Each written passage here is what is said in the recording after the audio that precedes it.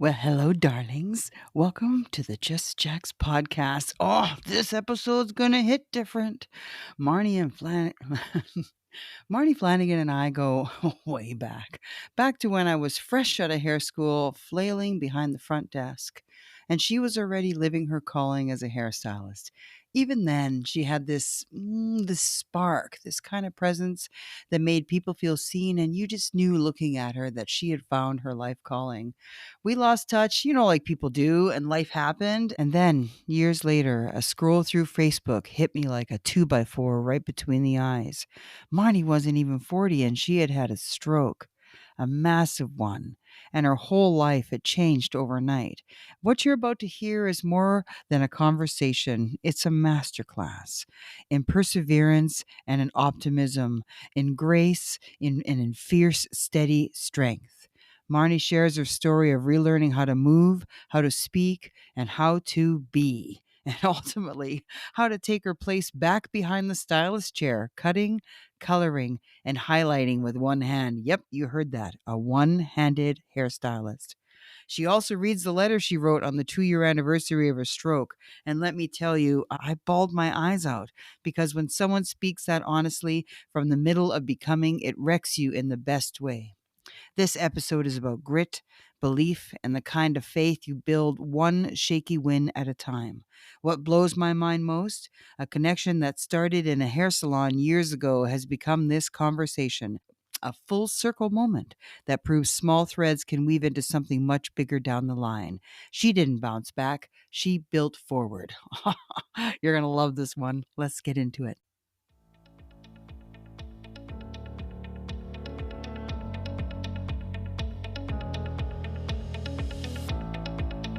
Well, hello, darling, and welcome to the Just Jax podcast. Hi, I'm Jax, and I help you find the can in your cat.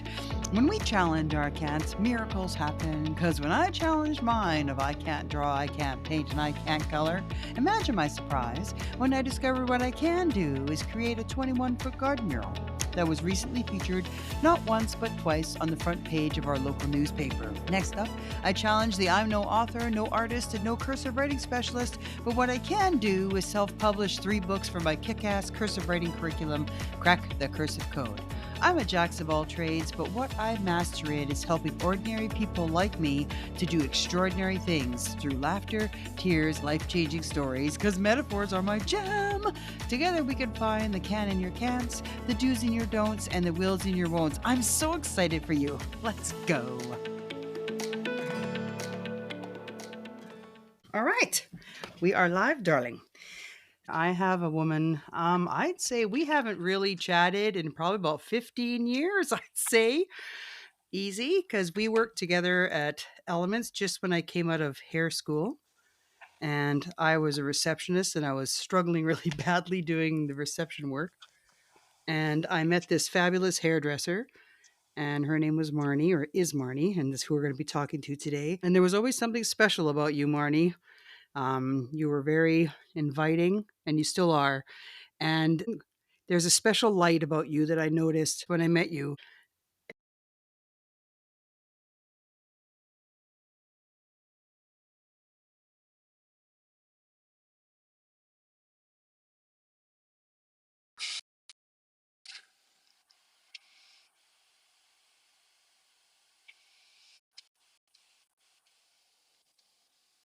You had an innate gift with people and with hair.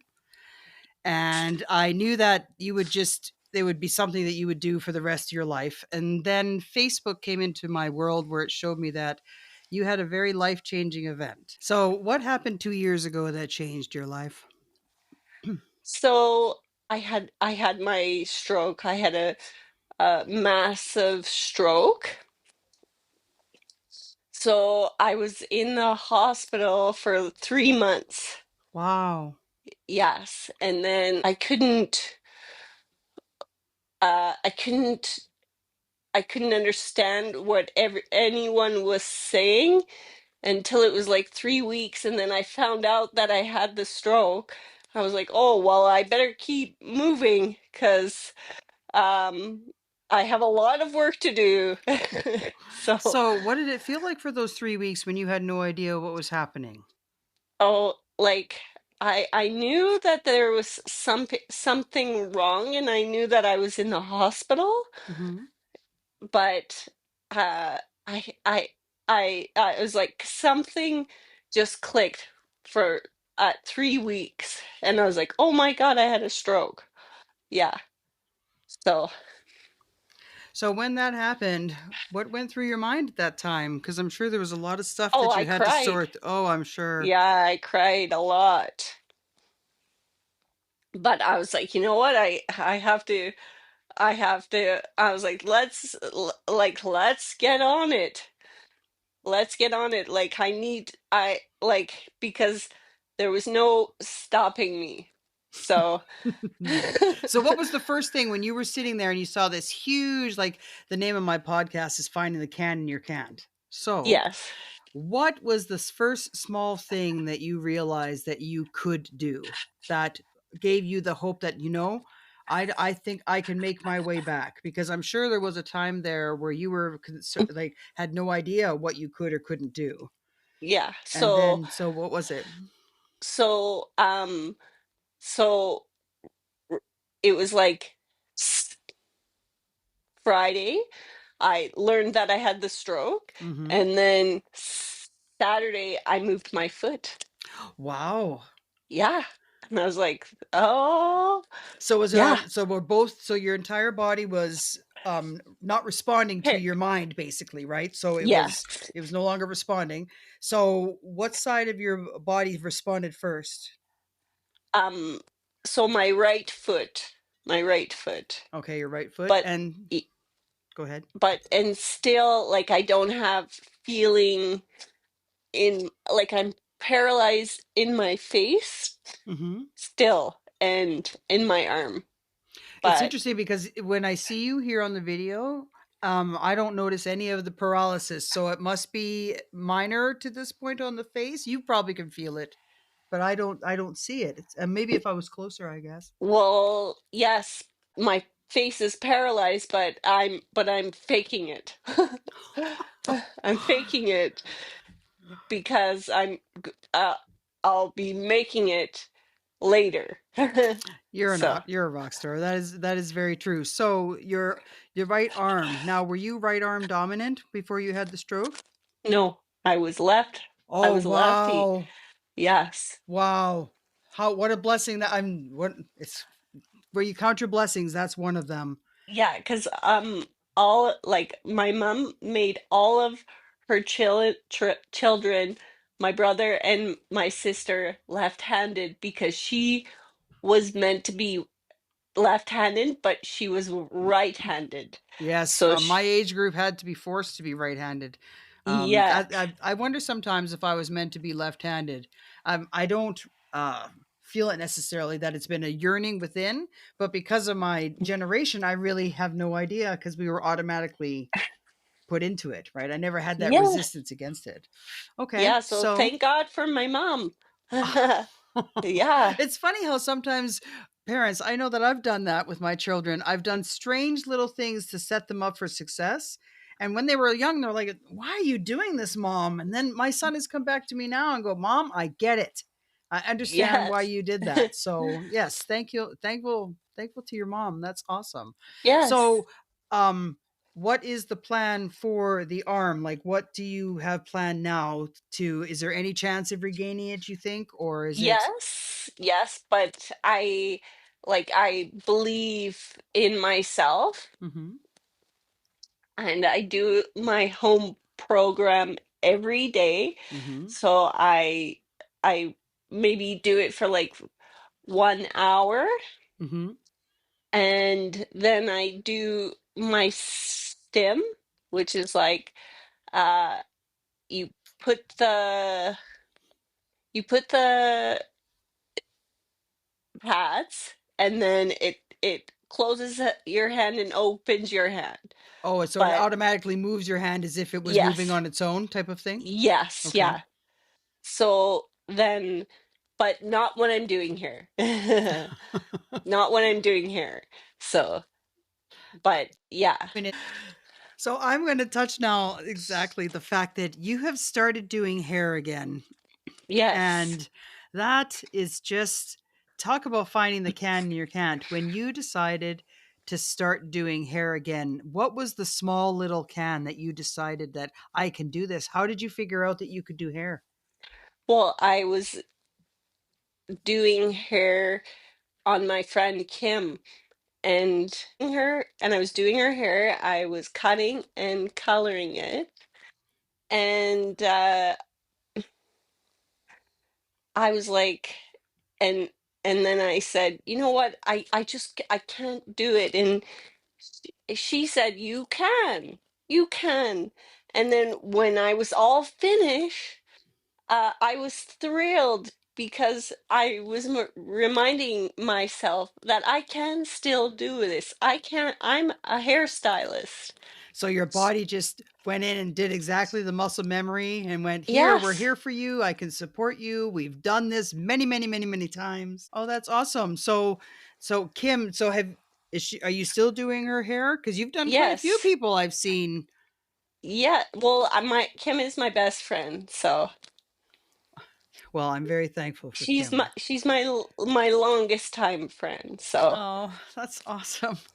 You see, now let's talk about there was a mm, question about the support system. Do you mind if we do that one right now? Because we just yes. talked about Kim. So let me grab the question about your support system.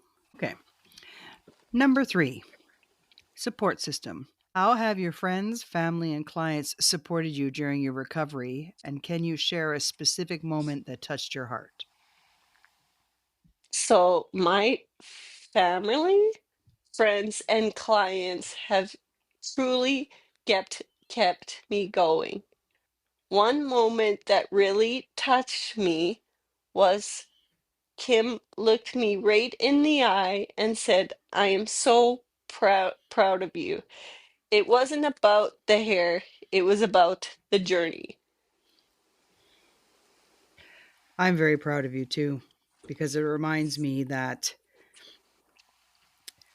we need to celebrate the small little things that we take for granted during the day. And I'm talking Yes, about just getting dressed, going to the bathroom, simple, being able to walk somewhere, anything like that. And I think for me, the biggest message here is to remind her to be grateful yes, of what your current situation is, because it can be a split second and that may be the most horrible thing you thought your life was, but you would give anything to go back to what you thought yes, was horrible, yes. right? So you need to be grateful.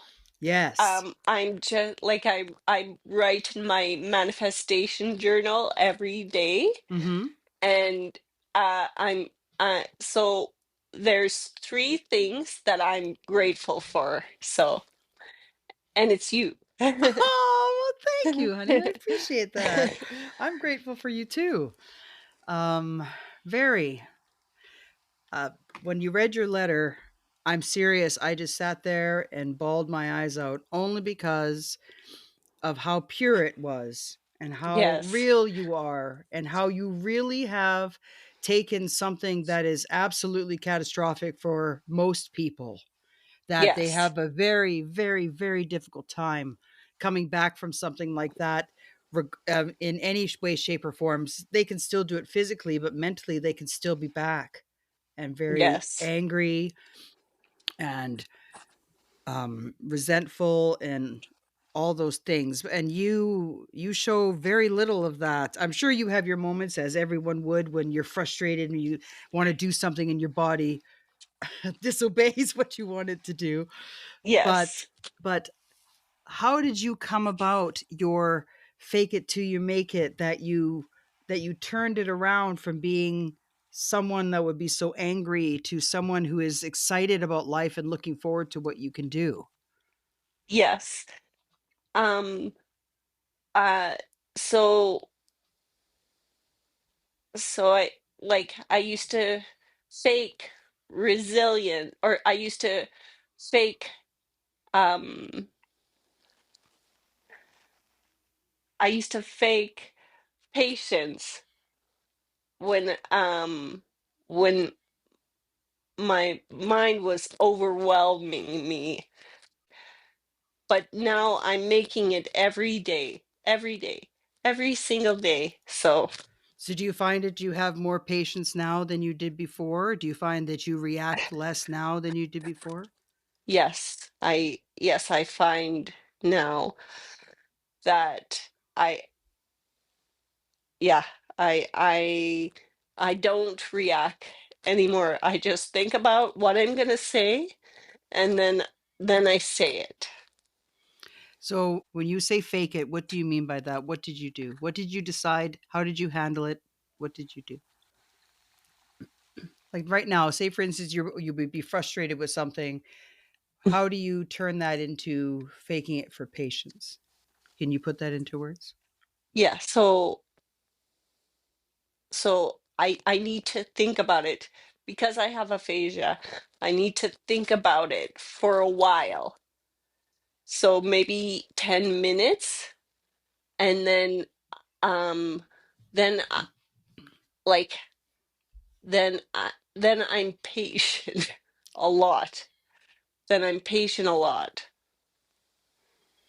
Okay, so you will tell yourself that you need to wait and give yourself some time. Is that you just tell Yes. yourself? Yes. And you're basically really gentle with yourself, then, aren't you? Yes, I am. Okay, and you've surrounded yourself with gentle people as well, I'm sure. Yes. Okay, so let's ask another question. Number 4 on your list. Do you have it there? Yeah. What new techniques or tools have you discovered that help you continue doing hair with one hand? Is there a particular story behind any of these adaptations? I have learned to section the hair differently, use clips in a new way, and lean on my shears that feel good in my left hand. One time I had to do a full head of highlights with only the tools that I could manage with one hand, and it took forever. And when I was finished, my client was thrilled. I said, I can still do this. Now my hairdressing brain is just going nuts now because there's time limits and such. Was this was more of a color than a bleach, I am assuming, correct? Because or were you actually doing highlights? Yes. Wow. Good for you. Yeah. That's phenomenal. Yeah. I've done them a lot. So, So, do you have your client help you a little bit with placement or things yes. like that? So they hold the foil and then I clip it. Then I apply the product and then fold it. And then but it's just holding the foil that the client has to do. That's hardly anything, and that can actually go pretty quick, especially if they know what they're doing and catch on. Yes, yes. Cuz I was like, I have to tell you, just hold the foil and then I clip it. So, Well, that's fantastic because I can see exactly what you're doing. That well done, girl. yes. That's fantastic. And then I pre-section the hair from top to bottom. So, Oh, so then uh, when you're actually putting the foil in, so you do all the hard work before you put the product in. yes. So that's a different way too, because normally what we would do is just section the hair into how many, like maybe four sections of the head, and then you would just work through applying product in sections. So you But put all the sections first, and then flip yes. them through. Okay. Yes, yeah. And then I've always done a lot of sectioning with Mm-hmm. the clips, Mm-hmm. like even before I had my stroke, like I done it forever, forever. So, So this and was then true muscle memory. Then it just came right yes, back. yes, You know, that's one thing I think we really also take for granted mm, that our body really wants to heal itself. and it's almost like I know how to do this, and it can just sit there and I can help, I can do this, I can help her do what she wants to do because it knows exactly what to do. You've done it thousands of times. Yes, yes, And you taught it too, so not only did you do it, but you taught it as well. yes, yes, Now, did you teach your students to do all that crazy sectioning as well? Is that how you taught them to do? yes, yes. And then I was at Sababian. I taught a class Hmm. on how to priest section the hair. Never heard of that. That is fantastic. I'm so glad Yes. you had that. You set yourself up for success. It's interesting how we fail to realize sometimes that, especially for me, I come into something now like when in regards to this podcast and the editing and stuff like that, and I could understand how this could be super intimidating for people the way this program works. But I've done so much document editing in my life that it's just okay. And then all of a sudden, I had to do this cut and paste feature, and I'm like, I know exactly what to do because I've done it thousands of times. And Yes. it's funny how you can sit there in your life and go, why did I have that? Why did I waste my time doing that part? When it can actually be your saving grace later. So awesome. Yes. Awesome. Yes. All right. Let me see. What about number 6? How has your mindset changed since your stroke? Are there any new goals or dreams you're pursuing now that you might have not considered before? Before, I was always looking ahead to the next thing. Now I'm more present. I dream differently now, not in not just big goals, but small wins. For instance, I was doing a full haircut from start to finish, and I didn't take a break. It made me realize that I need to dream more boldly and more mindful. So you just surpassed the goal that you had and found out that you did a whole haircut without breaks, right? Yes. Which is something that your body has done many, many times. Yes. How did you feel? And what did you say to yourself when you realized that, wow, this is another little milestone, right? Because once you do it once, that's it. Now you can figure out, well, do I do once and a second one with a break? And then do I once and now two? Like now, how you have no idea how many you can do now because you broke through the first one. Yes. Um, like I was just amazed. Like I did a haircut on Monday, and it's just like I'm just amazed that I could do hair again. That I could do hair again.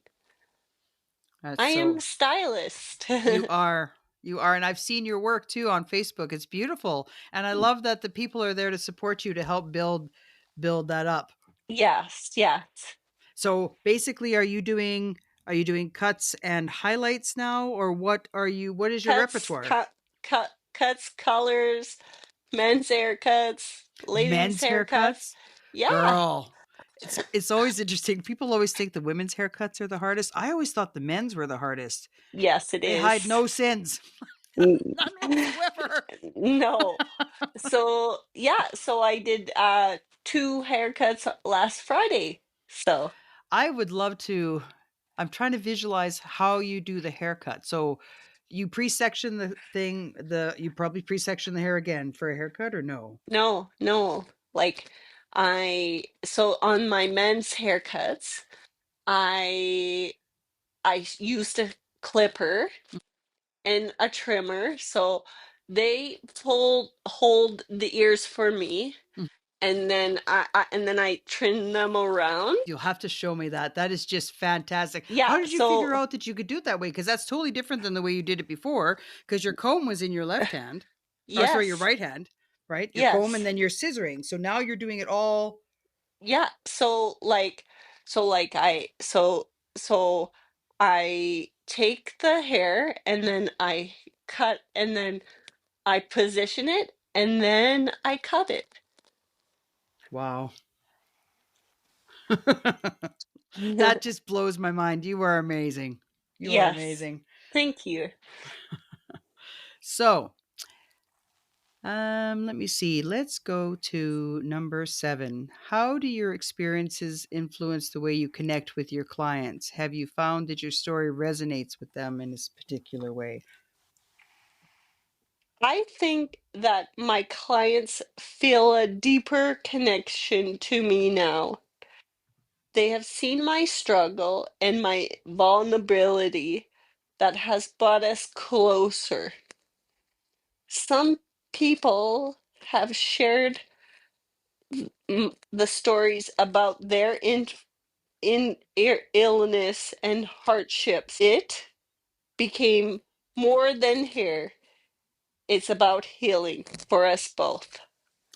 Isn't that interesting on how that works out? Because there's Yes. another podcast lady that I listen to, and her name is Jen Dragonette. And her main story, her main philosophy is that your story is someone else's life raft.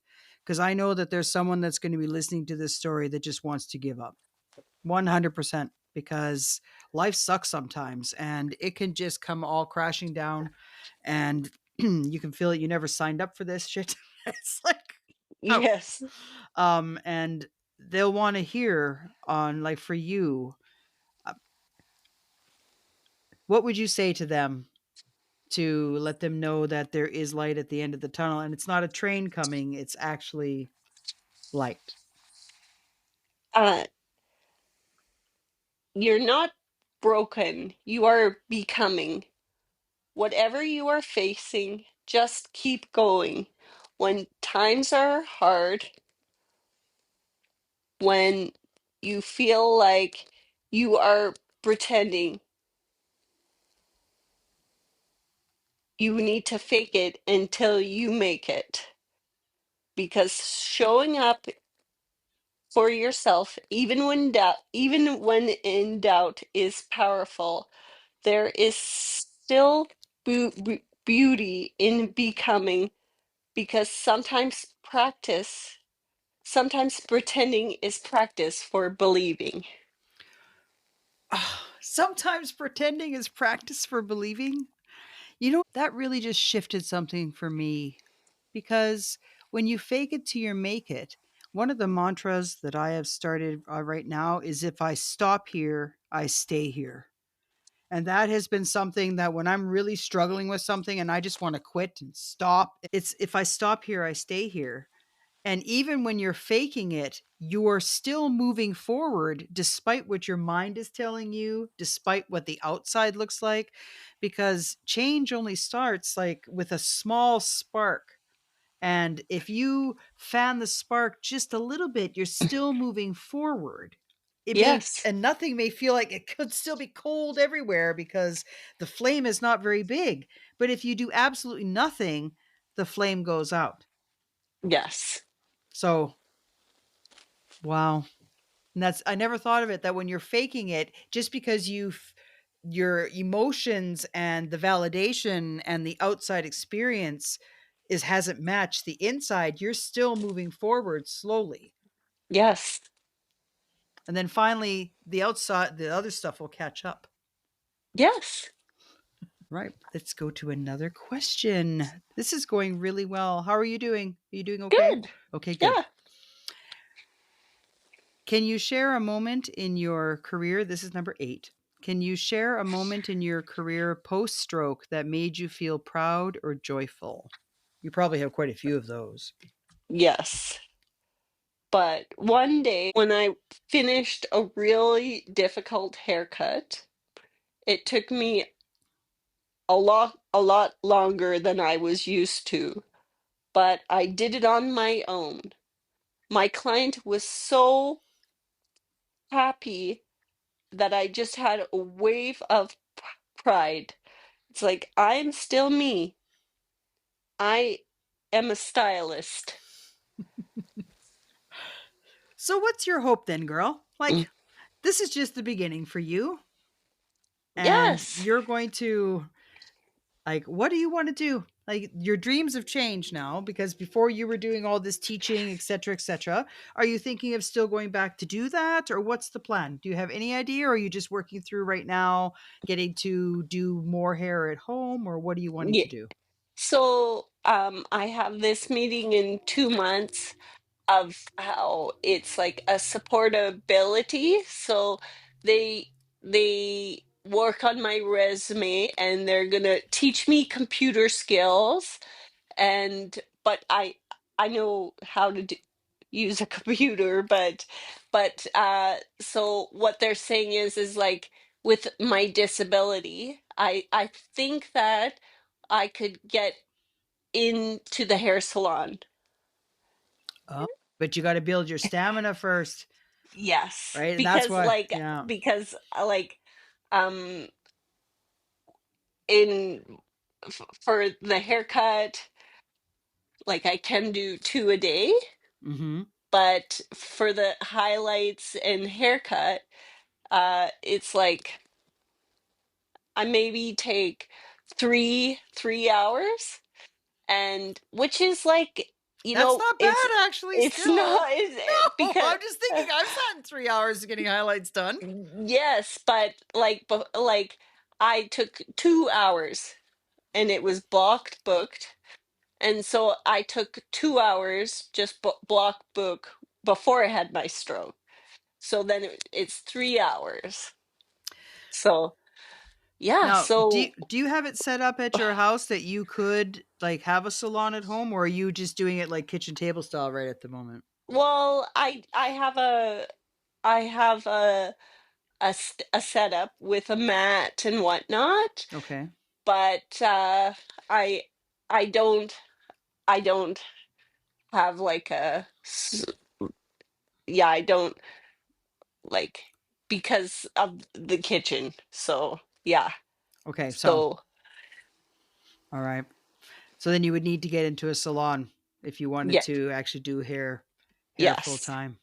Yes. Well, you're definitely working on your way now because if you can do a haircut without a break, you'll slowly build up your stamina Yeah. to do And like more. it takes me about an hour. What? Yeah. Marnie? It, Which is the same I know it's the which is the same as a same. salon. So I take about an hour and I'm doing it with one hand and not two. You're just incredible, girl. Thank That's you. just amazing. So, this kind of goes right into the next question, which is number 9. What dreams do you have for the future, both personally? So, what would you like to do? What would Marnie want to do outside of hair? And then professionally, we kind of touched that with you want to working back in a salon. But what about you? What do you want to do now? Because before, what were you into outside of hair? And did that change now since the stroke? Yeah. So personally, I would like to keep on growing, like in patience, in gratitude, and in peace. And professionally, I would love to eventually teach or mentor others who are going through some challenges. I want to show that passion doesn't disappear when life changes. You or it just finds new ways to shine. Passion doesn't disappear when life changes. Ah, Mhm. that's a good one. Yes. So, was there some type of activity that you were really interested in before that you are unable to do now? Or have you found something that you can do now that you never did before that you're interested in? Well, yeah, like so I didn't really exercise a lot. So um this like I exercise every day. I go for a walk, and so yeah. Like It's funny, when like I was you're go ahead. when I was um when I was working in the salon, it was like uh I did steps, but but yeah, uh so I did steps, but it didn't really count. So I'm exercising every day. Do you find you have more self-care now? You're more paying Yes. attention to your what your body needs and listening to Yes. it more? Yes. And I'm sitting there thinking about when we have situations like yours right there, there are a lot of wishes that are granted. Because when you were really busy, how many times did you wish that you could exercise more? And how many times did you wish that you took care of yourself better? And how many times did you wish all these little things you had got more, Always. yeah, more connection? Now all of a sudden the stroke came and granted all of those wishes in the weirdest way. And now Yes. you have them all. I find that sometimes when you wish something, your life gives it to you, but some the packaging Yes. can be questionable. Yeah. Okay, let's go to number 2. What has been the most challenging aspect of returning to hairstyling with limited use of your right hand, and how have you overcome those challenges? The hardest part for me has been retraining my hands and my mind to work together in a new way. My right hand is not what it used to be, so I got get creative on how I cut and color. But I didn't want to give up because it's something that I love, the dressing. Every time I figure out a new trick or tool that works, I feel a little bit more like myself again. Now, would you consider yourself, we're going to go into number 1 here. Would you consider yourself before the stroke a positive person? Then after the stroke, did your optimism go higher, or do you find that you're just the same now and just you've been optimistic the entire time? My fiance says I'm a hippie, so so yeah, it's like uh before my stroke, I was always on the go, doing hair, caring for my family, balancing so many roles. After my stroke, it forced me to slow down, and honestly, it shook me. But it gave me a new lens on life. I appreciate the little things more, and then I'm learning not to take the moments or the people for granted. Yes. Before we started recording, Marnie wrote something for herself, something she read to her friends and family on Facebook on a video. And I knew when I saw that video that you needed to hear in her own words what her journey has been and how she felt her 2-year anniversary and what those 2 years of post stroke have been like. But I was so excited because I was totally looking forward to her reading the letter on reading letter on our podcast. And you know what else she did instead? She burnt it as a release. Yep. And I was like, what? So with some techno magic, I was able to download the video and have the audio here for you to listen. And could you blame her? No, I've burnt many of those type of things. Because because sometimes the act of letting go is just simply the letter, and she read it and she burnt it and she was done. But she was kind enough to give me permission to include the letter here on this podcast. And if you're listening right now, maybe you've been through something that cracked your life in half and you'll want to lean in. Oh, and also you're going to hear some music in the background, and I guess our cat was very proud of her too because she talks through the entire episode. I want to thank you for being here today. This moment means a lot to me because 2 years ago, my life changed in a way I could have never have imagined. A stroke isn't something you plan for, nor is it something that you can prepare for. One day I was living my life as usual, and the next everything was different. In the early days, I didn't know what recovery would look like. I didn't know how long it would take and how far I would come. The one thing I knew was that I had to keep on going, which reminds me of something that I used to tell my students when I was teaching cosmetology. Fake it until you make it. Back then it was meant to be as encouragement. Confidence is built by showing up, even when you're unsure. But after my stroke, those words became more than advice. They became survival. I had to fake strength when I felt weak. I had to fake patience when frustration overwhelmed me. I had to fake hope when days when I wasn't even sure that I would feel like myself again. But here's what I learned, that you have to keep on going. Even when it's hard, even when it's slow, even when you're faking it, you're making it. Step by step, I started to regain parts of myself. The victories weren't always big, but they were mine. I've realized that my progress isn't measured by how fast you move, but by the very fact that you keep moving at all. That doesn't mean the journey hasn't been easy. There's been hard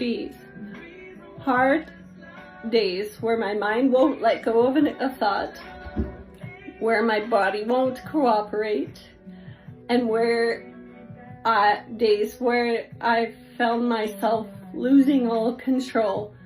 But through it all, I have found strength that I didn't even know that I had. I have learned that healing isn't just physical. It is mental, emotional, and spiritual. I've learned that it's okay to ask for help, protect my peace, and set boundaries. I have learned that I am not defined by what I lost, but to what I continue to fight for.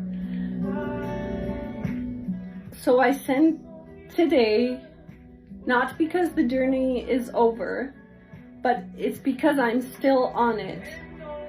Not because I have made it, but I am making it every single day. My success is inevitable. To anyone who is going through something hard, I want you to know, you don't have to have it all figured out. You don't have to be perfect. You just have to keep on going. And one day you'll look back and realize that you weren't faking it after all. You were becoming who you were meant to be. Thank you. Wasn't that amazing? So now we're going to jump back to the actual podcast episode, and you're going to hear in Marnie's own words as she burnt the letter. All right. Did we miss any? Do you think we missed her? No. Yes, it's the letter. So this is going to, do you mind reading your letter? The one that you wrote? Yes. Well, I so I burned it yesterday. You burned it? Yeah, it was a release. Yeah, it was a release, but I'm I'm no longer thinking about it because it's a new life for me. That was your 2-year anniversary. So this is year 3. So what do you see for year 3? What benchmarks do you see for yourself? What do you want to accomplish this year? This is Marnie's vision for year 3, her hopes, her healing, and her decision to bet on herself again? I have it under my pillow because Oh, I dream about it every day. So then I have it under my pillow. Healing. My mind, body, and spirit continue to grow stronger every day. I release the past struggles and I embraced vibrant health, energy, and peace, joy.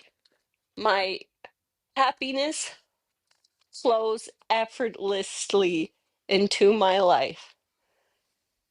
I find joy in the small things and big victories alike. Laughter, love, and light surround me. Financial abundance. Money flows easily to me and unexpectedly. I welcome all I welcome prosperity in all forms, and I always have more than enough. Deeper connections. My relationships are filled with love, understanding, and support.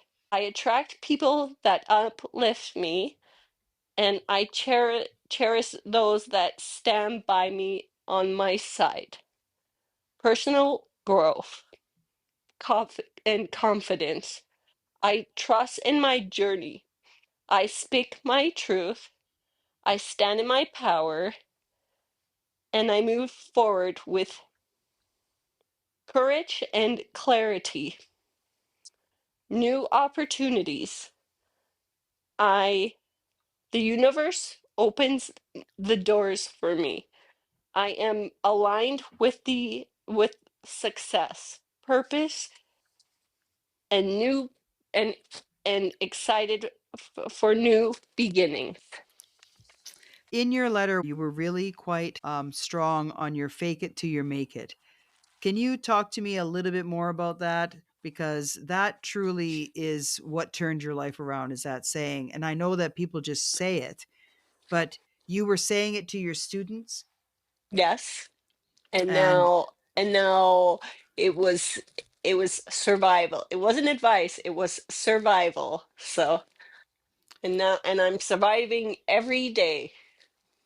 by doing that, faking it till you make it. Yes. So, if you were going to tell me what you're focusing on right now, what small little thing you're focusing on, what are you focusing on right now to that you're faking to make? One small thing. What would you say? Just I'm focusing on moving my hand, but I close my eyes and then I'm focusing on opening and closing my hand. And yeah, Oh, you're doing it's mirror therapy, yes. but yeah, it's mirror therapy. So, like, I do it every day. In the morning, I do it every day. I just listen to my morning um affirm or meditation. Mary Kate, she's awesome. I've never So, heard of her. yeah, Mary Kate, mindful. Yes. Well, I'll have to listen to her. So, you do a Yes. morning meditation. So, you find now that you're just feeding your body with all good things mentally, aren't you? Yes. Yes. And then I made dinner. What did you make for Uh, dinner? I made mushroom ranch pork chops in the slow cooker with rice and Brussels sprouts and green beans. Girl, I So, want to come over for dinner. and like I made the instant or I made the rice in the instant pot, so it's all done. So, uh, and like I did it with one hand. So your house must smell amazing right now then, because Yes, it's it almost is. dinner. It's almost dinner, so It's almost dinner. Well, that. I'm very, very happy that we had this conversation. You made me Me realize too. that I need to. No, well, not that I need to. It's more I want to or I get to. I get to actually take care of myself a little bit more. And that is probably my biggest practice that I've been taking is really being thankful for the little things. If I have a green light, I tell it I love it. If I have, I'm driving along with my car, I give thanks to the road. I give thanks to the weather. I give thanks that I can drive. I give thanks to my full car of gas, my goal gas tank, all these little things that could be taken away or your life could change even for the better, but it can change in a different way and everything changes. And I just want to make sure that where I am right now, that I'm thankful because I can easily forget. And that is one thing that this story has reminded me is that to be thankful and also to have an attitude that you can you can overcome anything. Yes. Because like it just amazes me that you have such a positive attitude of all this that you don't just want to roll up, crawl into a rock and die. Like there are things that I've had in my life that is nowhere near as catastrophic as what this has been for you, and yet you still smile and have such a happy, positive attitude. Yes. Well, thank you. Even the way you say that, yes. I wish they could see your face. You just lit up like that. It's just yes. So, if you, how do you keep your positive attitude? What do you do in the dark moments when you just want to give up? How do you keep it? I, I, I just, whether I'm sad and whatnot, I just so I do my manifestations every day.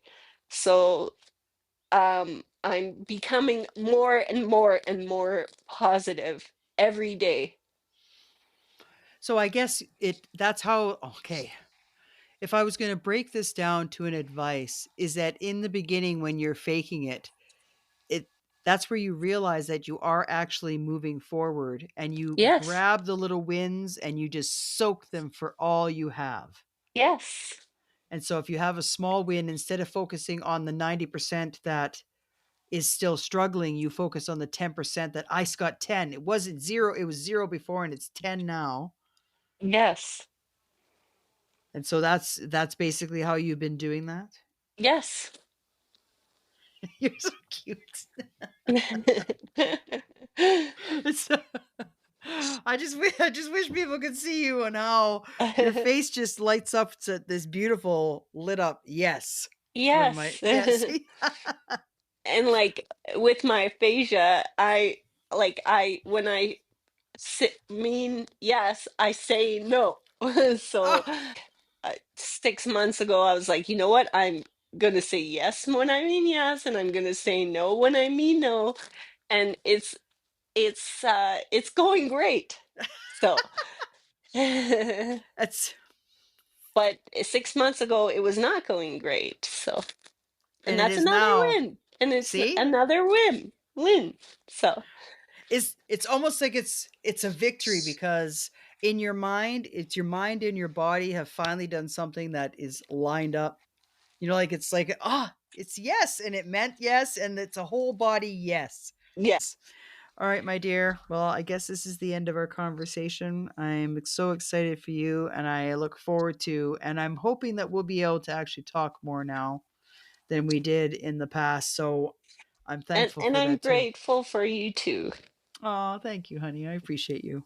All right, we will talk again soon. Thank you. Bye. Well, that comes to the end of our episode. And didn't I tell you? Oh, that woman is just something, something. Marnie's story reminds us that healing doesn't follow a timeline, it follows intention. That pretending can become believing, that faking it can still mean making it, and sometimes when life hands you scissors and no dominant hand to hold them, you still cut your way through. Next week, I take you inside the story that started it all, how a 21-foot blank garden wall challenged me to face the fear I had buried for years. Yep, the art I said I couldn't make. The moment I turned can't into can with a single paint stroke. Yep, this one's personal. Come back next Tuesday and see where the Just Jax fire really started. Well, this is the end of this fantastic episode. If you would like to reach me, you can either DM me on Facebook or Instagram, or you can contact me by email at justjaxpodcast@gmail.com. Check out all my kick-ass cursive writing stuff at crackthecursiveCode.com, and there you'll also find my Fourth Worth, Loser, and Shift merchandise. Please leave me a 5-star review wherever you hear this podcast, and I am looking forward to spending more time with you. Have an awesome sauce day. Jax out.